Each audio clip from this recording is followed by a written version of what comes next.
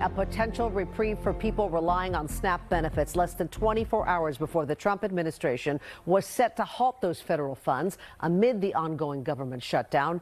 Two federal judges have issued decisions that order the administration to keep funding the program. Federal judges in both Rhode Island and Boston said they believe federal law requires the administration to use the contingency funding to keep the program running and to provide ongoing support to recipients as soon as possible. That's a quote. One judge explicitly noting that a shutdown should not be a reason to pause the SNAP program, adding, quote, there could be no greater necessity than to keep that program running. Tonight, in a post on Truth Social, President Trump says federal lawyers continue to insist that the administration cannot use the contingency funds to keep the SNAP program open, and says he's asked the courts to clarify how to keep the payments flowing. He also went on to say that even if they get immediate clarity, there will be a gap in getting the next SNAP payments to the millions of people on that program. Now, those judges' orders are welcome news for the 5 million California residents who rely on SNAP benefits. But it doesn't end their fear of a gap in payments as this shutdown drags on. NBC Bay Area's Dave Trujillo tells us local school districts are now working with food banks to make sure no family goes hungry during the standoff. The one word I kept hearing over and over today was uncertainty. Schools say they have to plan for the worst, no matter what happens in the courts or in Washington. The chatter and laughter of children liven up a school landscape.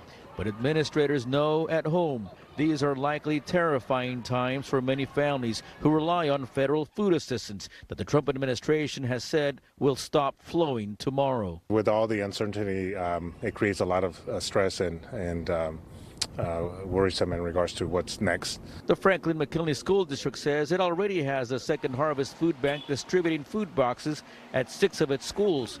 Now administrators want all families to know about the service, given all the SNAP uncertainty. In the Alum Rock School District, every child already gets up to 3 free meals per day. We are planning. We are ensuring that we have enough to be able to provide our students come Monday or come any day of the school year. And during lunch at Overfelt High School, students also got their free or reduced meal.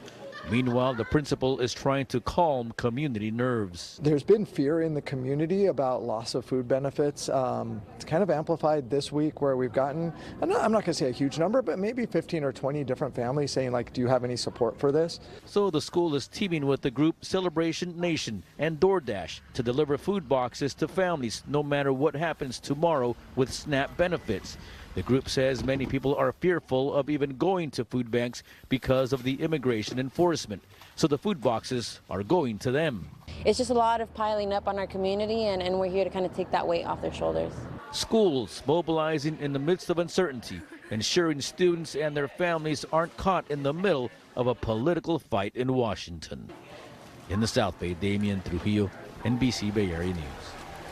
Alameda County leaders are trying to keep food on the table for their needy families. They say they're still moving forward with their efforts to fill any gap that would be created by a so-called SNAP stop. County supervisors have now approved $16.5 million in food assistance and another $1.5 million raised in conjunction with community partners. All that money is going to go to food banks and community organizations to help distribute food throughout the county.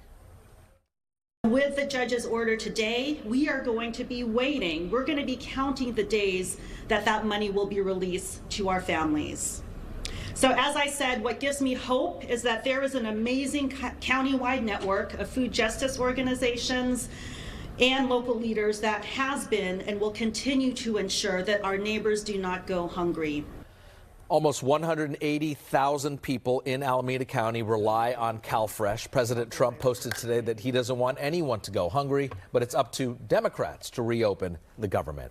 It is day 31 of this shutdown, making it the second longest government stoppage in U.S. history. Congress is not in session right now, so there's really no chance of reaching any immediate deal to reopen the government.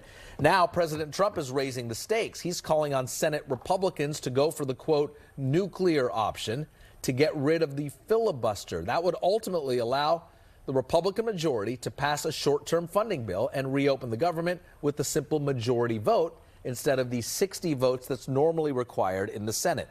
However, top Republicans are divided on this, warning the move could rewrite decades of Senate tradition.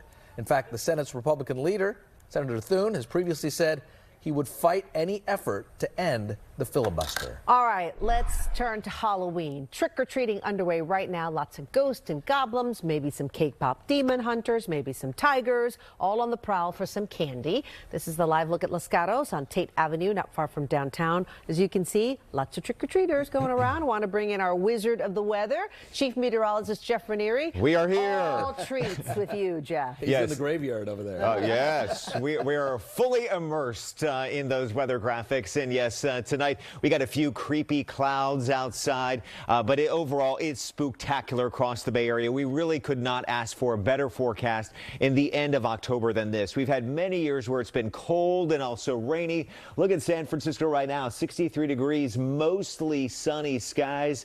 We're down here to 57 at 8 o'clock, and we'll stay with those 50s through tonight. So it's going to be on the cool side, but not overly cold. We can totally handle this tonight. Right now across the Bay, we're at 61 degrees. We have some haze off towards the distance. We'll be down here to 60 at 7 p.m. and eventually 56 at 10 o'clock. And the inland valleys, man, this is where it's spooktacular. Look at these temperatures, 72 right now under clear skies. We'll dip a little quick here once we hit 7 o'clock to 67, and then 50s will start to get here by 9 and also 10 o'clock. So be safe. Have a great time. Let's move it into something else we're tracking, and that is the possibility of rainfall in the 7-day forecast. I'll get you updated timing and totals. That's coming up in about 15 minutes. Okay, thank you very much, Jeff. We'll find out what the weather will be like in your neighborhood, not just for Halloween. Super easy. Download our NBC Bay Area app. Scan the QR code. It'll get you started. Among the perks, updates from Jeff and our other meteorologists. You get some breaking news alerts as well. Well, back in the day, the Castro was one of California's Halloween hotspots, but a shooting many years ago changed everything. Tonight, the Castro is coming alive again, but this is not just a Halloween party. NBC's Christy Smith joins us live from the Castro to explain the difference in the vibe, but still all that good fortune there. Christy. Well, the Castro Night Market is underway with a Halloween twist. There are people out here with costumes and a really lively atmosphere. You know, for years, the Castro has certainly been a place to be. And this is sort of a new take on it. We had a chance to speak with some business owners who say that night markets in the past have been a real boost for their bottom line, and they're hoping for the same tonight. In the city's Castro district tonight, the Halloween spirit is alive and well, as costume characters of all kinds gather for a night market. For years, the Castro was the place to be until violence marred the annual party in 2006. Now, some we spoke to today say they hope the night market will spark a revival. My hope is that we're going to bring Halloween back to the Castro in a very fun and safe way. At Copper Bar and Kitchen, they say prior night markets in the Castro have been amazing, with more foot traffic, business, and a nice atmosphere, with vendors, food, and music. And tonight, they're expecting even bigger crowds. Apart from, all the necessary ordering that happens before the big event, we are fully staffed tonight, all staff, hands on deck, and we also have door security tonight as well. The night market usually happens on the third Friday, but organizers decide to push it a week to line up with Halloween. It also has a larger footprint along 18th Street, with Castro remaining open.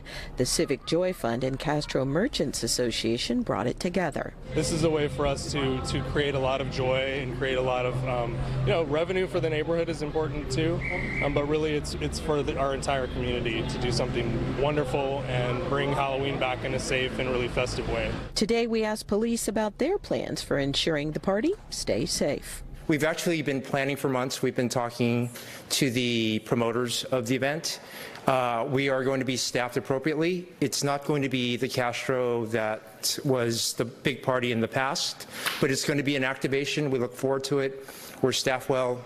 Everybody should have a safe and fun time. Organizers say they have a security team too. It's going to be great. People are going to come down in costume. We're really hoping for a really great night. We're all about safety as well. Now, as the sun's going down, we're starting to see more and more costumes out here, and some pretty fun ones. The night market runs until 10 o'clock tonight. Reporting live in San Francisco, Christy Smith, NBC Bay Area News. Okay, thank you very much, Christy. Well, the Antioch football team is under fire tonight after a disturbing locker room video surfaced on social media. It's prompted the high school to forfeit tonight's game against Brentwood's Liberty High. Take a look. This is the video that's circulating. Several people are throwing clothing and a helmet at a teenager in the locker room. We're told those involved are Antioch high school football players. You can hear the young man on the ground scream as he tries to get away. The school has decided to forfeit tonight's game as a result of this video. I hope that he can, feel accepted back and he doesn't have to be afraid of his own teammates because he doesn't deserve that. As his friend, I'm here to support him. The whole school is clearly here to support him. Everyone here is to support him. And the football team wants to do their best to try to make up for what happened and support him at any cost. The victim's friend says the teenager was not physically harmed and just wants this whole thing to blow over. Police say they are in contact with Antioch High, but at the moment are not involved in any sort of investigation. A 19-year-old man has been arrested for the sexual assault of a child in Golden Gate Park.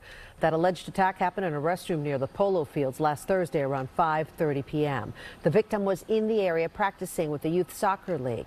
The man arrested is a 19-year-old, Dominic Val Buitrago. He lives in San Francisco but was arrested last night in Pleasant Hill. He's being held on several charges, including sexual battery and committing a lewd act on a child.